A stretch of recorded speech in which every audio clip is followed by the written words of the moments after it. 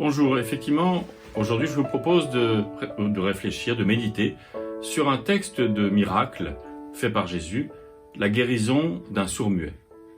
Prêcher sur un texte de miracle est toujours ambigu, un peu difficile pour un pasteur, un prédicateur en général, parce que chacun y va de sa propre interprétation. Est-ce qu'on croit au miracle? Est-ce que le miracle a bien eu lieu? Ou est-ce que c'est un texte symbolique? Je ne vais pas ici vous réconcilier, mais dire que quelle que soit votre lecture de ces récits de miracles, c'est toujours la valorisation d'un pouvoir de transformation du Christ.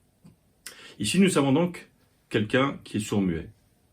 Sa première libération va être de sortir de son statut social, parce que à l'époque, une personne en situation de handicap était en quelque sorte cloîtrée dans son identité, condamnée à mendier toute sa vie. Et le voilà libéré, bien sûr, en retrouvant son audition, mais surtout en retrouvant une vie normale. C'est sa première libération. Mais il nous interpelle, parce qu'il était sourd. Est-ce que nous ne sommes pas sourds aujourd'hui à un certain nombre de choses? Est-ce que dans nos multiples racismes, nous ne sommes pas sourds à beaucoup de choses? Non, tous les Américains ne sont pas des réactionnaires. Non, tous les Russes ne sont pas des soutiens inconditionnels à un tyran, Vladimir Poutine. Non, surtout, les Ukrainiens ne sont pas des nazis. Non, tous les Palestiniens ne sont pas des terroristes. Non, tous les Juifs qui ont subi le traumatisme du 7 octobre avec cet acte terroriste ne sont pas des soutiens inconditionnels à la politique meurtrière du gouvernement israélien. Est-ce que nous ne sommes pas sourds?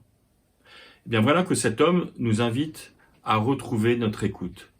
Notre écoute du monde, bien sûr, peut-être aussi, de manière plus psychologique, notre écoute de nous-mêmes. Est-ce que nous pouvons retrouver une écoute de nous-mêmes?